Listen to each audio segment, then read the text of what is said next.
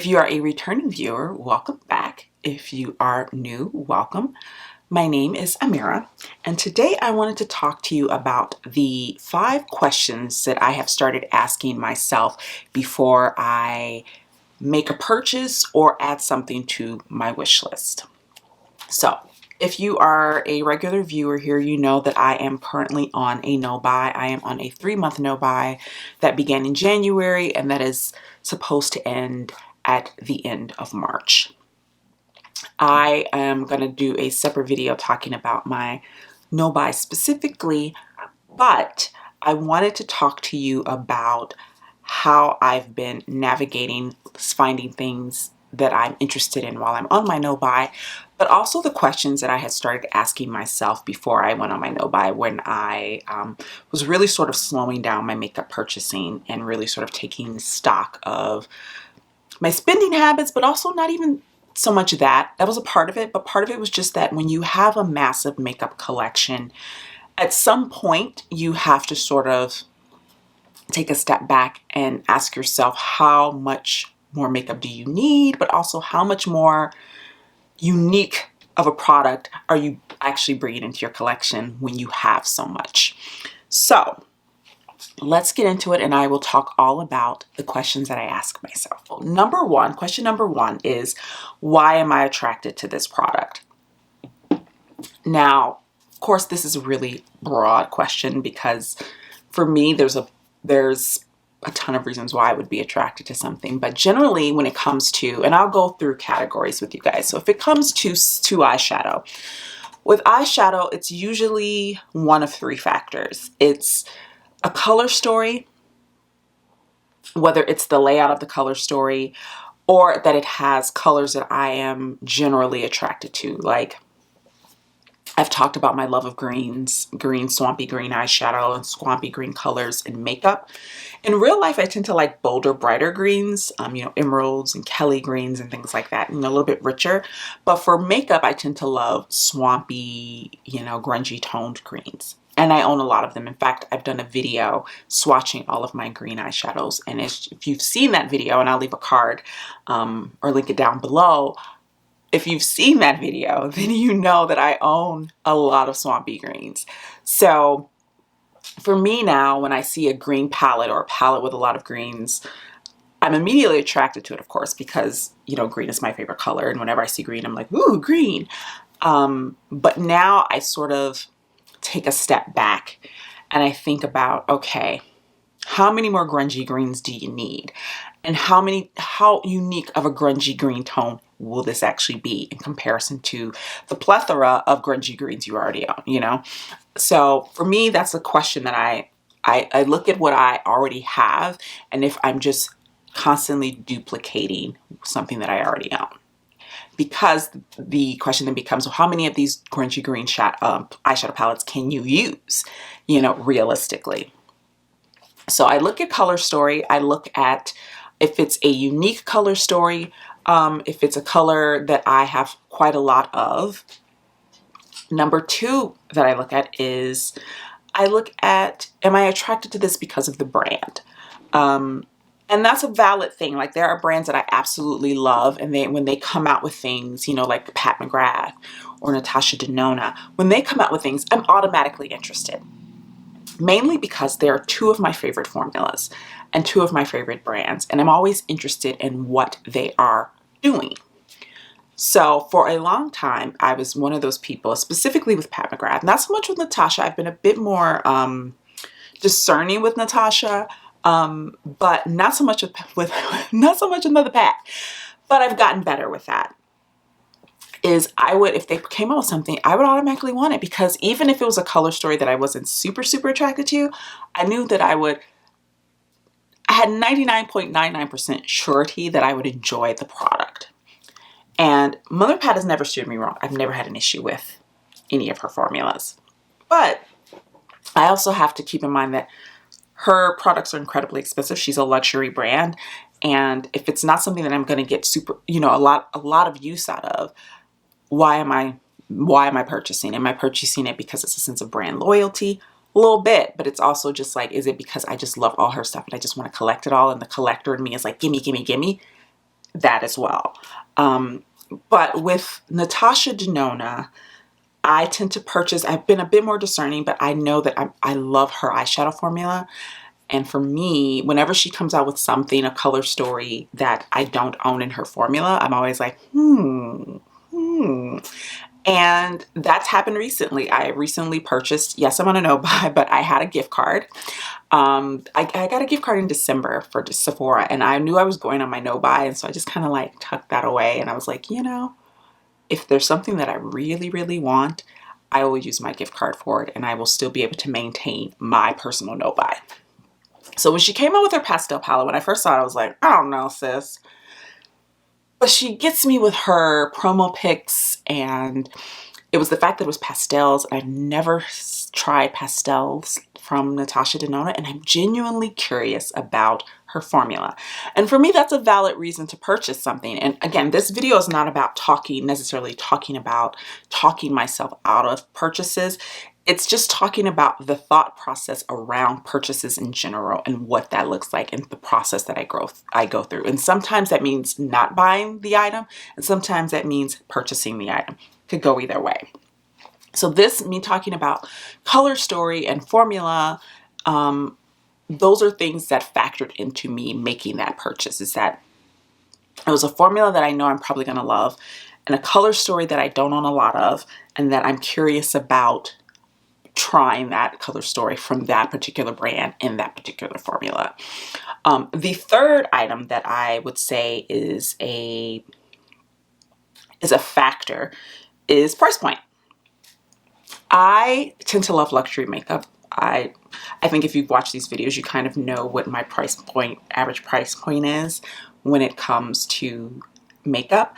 I am not averse to buying, you know, more affordable makeup. I will say that for me personally, I don't find a lot of drugstore eyeshadow palettes to be that great. So honestly, if e.l.f. comes out with an eyeshadow palette, I'm not someone who's going to purchase it just because it's, you know, cheap.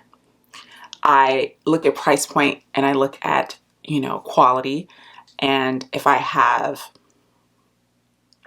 I would say, experience with the quality of a brand's products, that helps me form that decision if it's worth the money for me.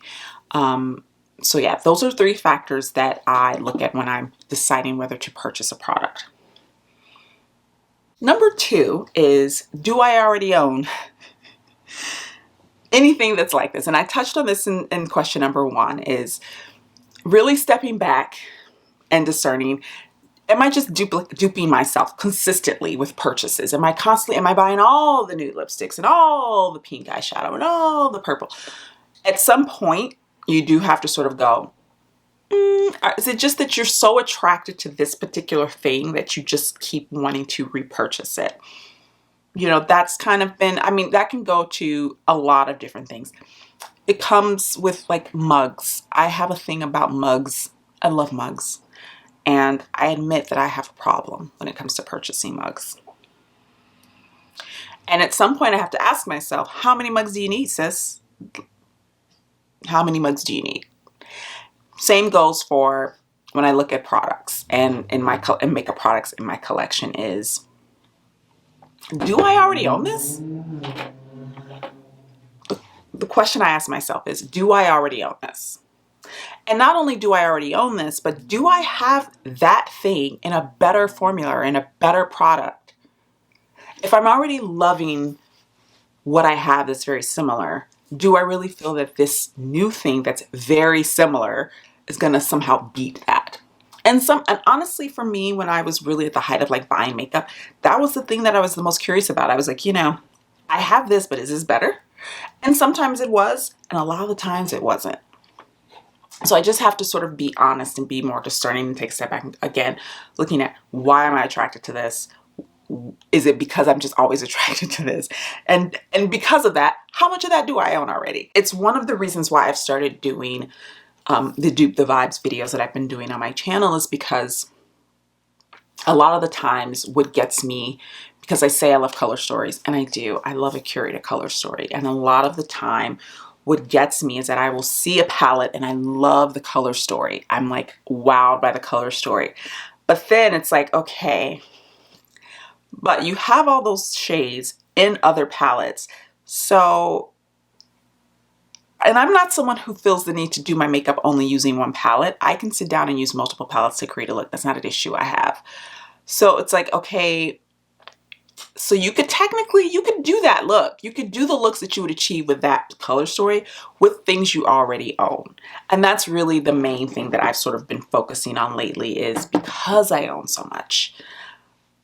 9 times out of 10, maybe 8 times out of 10, I can dupe the thing that I'm interested in purchasing. And that's something that I have to take into consideration if I'm going to just keep duping myself.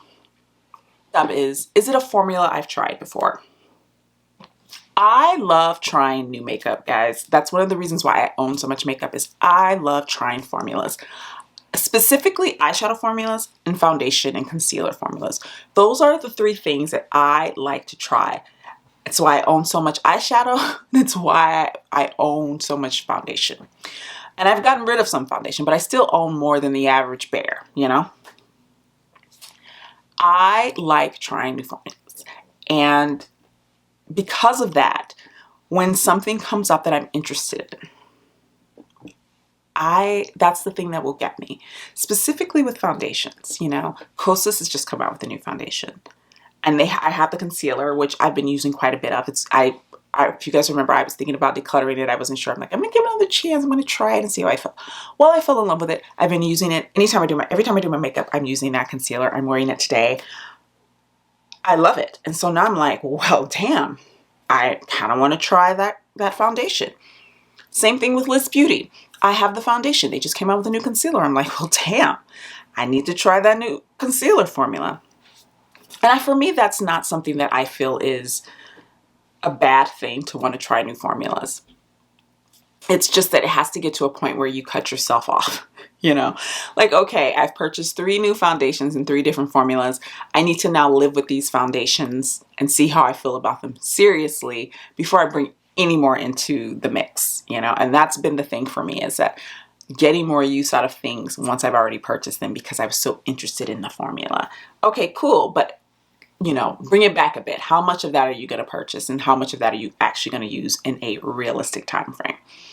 So, like I said, my no-buy ends at the end of this month, and those are still things on my wish list. I still want to try the Kosas foundation. I still want to try the Liz concealer. Will I purchase them? Probably. But will I be purchasing every other thing that I have on that list of things that I want to try? I'm going to say no now. But this is my kryptonite. There's so many, this is the thing, guys, there's so many complexion products on my wish list now. There's not a lot of eyeshadow palettes. There really isn't. I'm feeling very okay about eyeshadow right now. And maybe it's because I've been playing a ton with my eyeshadow palettes lately and doing those Duping the Vibes videos that I'm feeling good about my eyeshadow palette collection. But it's all the complexion products and all the new formulas. And I really want to try the Sneaky Balm tint from Salt, New York. I've been wanting to try that for ages. It's on my wish list. I'm like so excited to try that. And when I get off my no-buy, I probably am going to purchase that.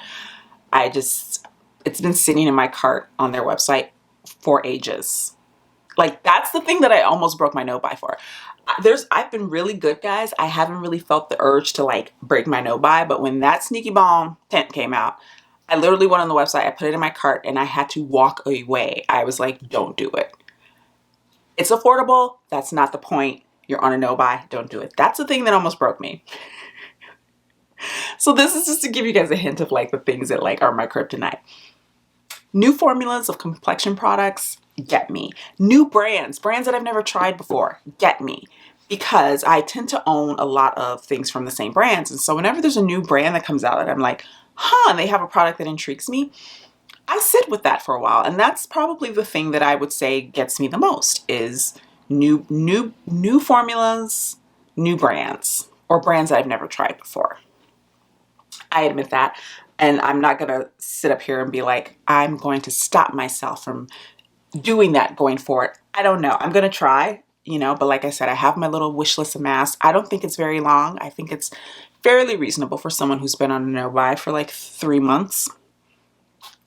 Personally, I think it's fairly reasonable. You guys, when I will probably, when I sit down and do my, my no-buy wrap-up, I will go over my wish list with you guys, and you tell me in the comments, do you think my wish list is reasonable?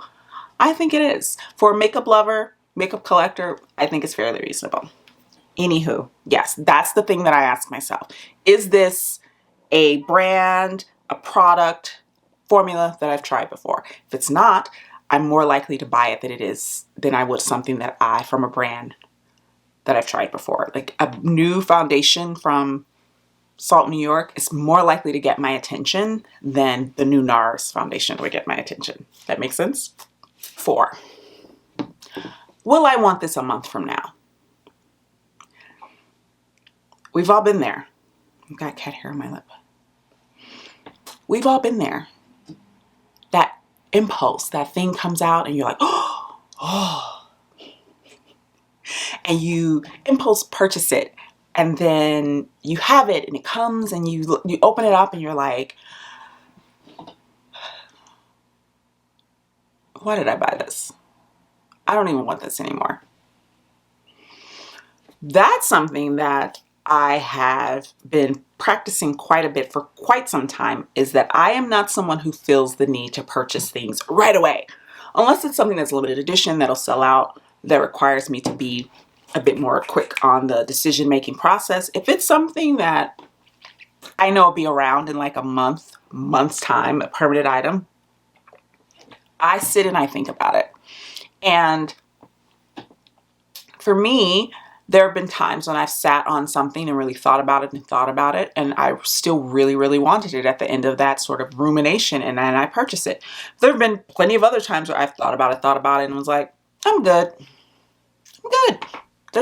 There's far more that I have fallen out of love with than I have gone ahead and made the purchase after considering it for, a couple of weeks, even a couple of days sometimes.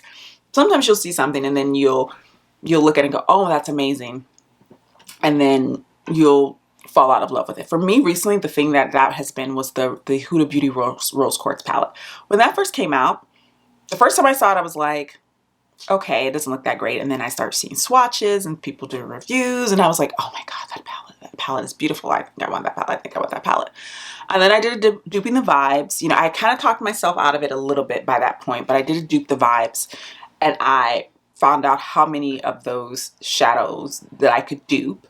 And it's one of those things that I'm so glad I didn't buy, because I feel like had I purchased it, I probably would have used it for like a week or 2, maybe 3, and I wouldn't have touched it after that. I would have sort of lost interest in it. It would have just become one of those palettes that I own that I probably would have, I don't know if I would have decluttered it. It probably would have stayed, but it wouldn't have been something that I reached for very often. And so for me, the fact that I took so long to really think about it, and I sort of took in reviews, and I took in, the fact that I could dupe the shades, it completely killed my desire for that palette.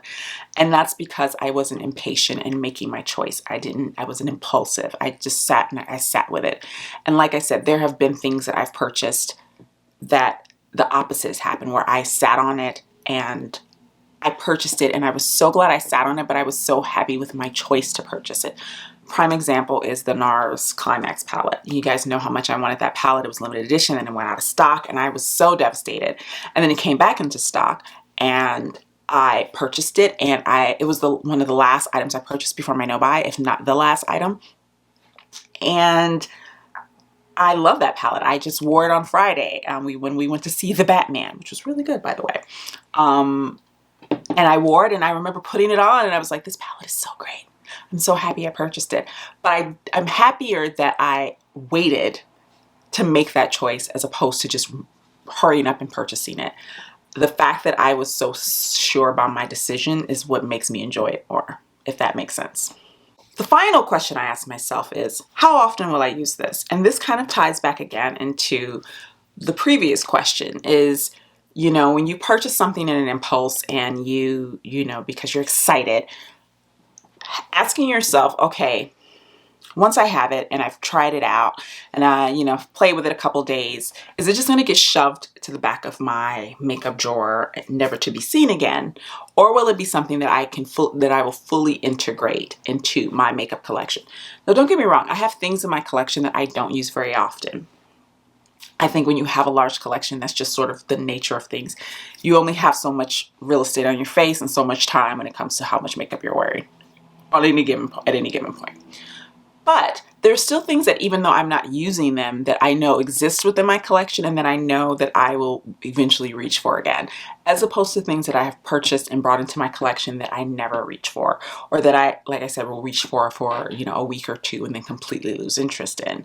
Those things don't last in my collection. Those are the things that generally get decluttered and, by the end of the year, or at my 6-month, declutter, because I do 2 declutters a year. I do one every 6 months. So for me, that's the question that I've been asking myself more, along with, if this is something that I already own, something similar, is how often will I use this? Because, like I said, I have things that I don't use very often that have survived declutters because there's something about them that's special, that makes them memorable. The things that I've forgotten about, and by the way, guys, I did my makeup declutter. And then after I did my whole declutter, I forgot I had a backup area that I keep things that are oddly shaped, or that things that I just haven't used, or were backups for things that once they ran out, I was going to replenish. Completely forgot about them. I'm going to do a video about those things because this is a prime example. There are things that I enjoy, but that I completely forgot about for various reasons. That's something that I have to now ask myself is this something that I'm just going to have and I'm just going to be like, oh yeah, that thing? I don't want to do that anymore, because for me, that's just kind of a waste of money and a waste of space in my collection that could be going to something else. So that is probably, it's number 5, and it really is the final question that I ask myself is, really be realistic. How much are you really going to use this? And you have to be brutally honest with yourself. Before, in the past, I wasn't, when it came to purchasing things. I'd be like, oh, I'll totally get use out of this, I'll totally get use out of these, fancy glittery things that I only wear maybe once a year. False lashes. I've had to come to the conclusion and be honest with myself about false lashes. I own a decent amount of them. I didn't include them in my makeup collection videos because for me, I'm not a huge false lash person, and lashes or lashes. I own a nice amount for when I want to try to wear them. But there was a time when I kept purchasing them because I was so sure that eventually I would want to wear false lashes all the time. No. No. I'm not a false lash girl. I'm just not. I keep them for IG photos. I keep them for Halloween and special looks and things like that. I have a nice small little collection for those purposes. But I'm not a lash girl, and I've come to that conclusion, and I'm okay with that. I'm a mascara girl, and that's okay. But I had a lot of false lashes that I was purchasing that would get shoved to the back of my collection, never to be worn. And I finally had to be honest with myself, is really stop buying these things that you're never going to use. Those are the 5 questions I asked myself before buying makeup. Let me know in the comments below, what are some of the things, the questions you ask yourself? What's your purchasing process? Let me know in the comments down below. And if you like this video, please be sure to give it a like. And if you are not subscribed, please subscribe. And I will see you guys in the next one. Bye now.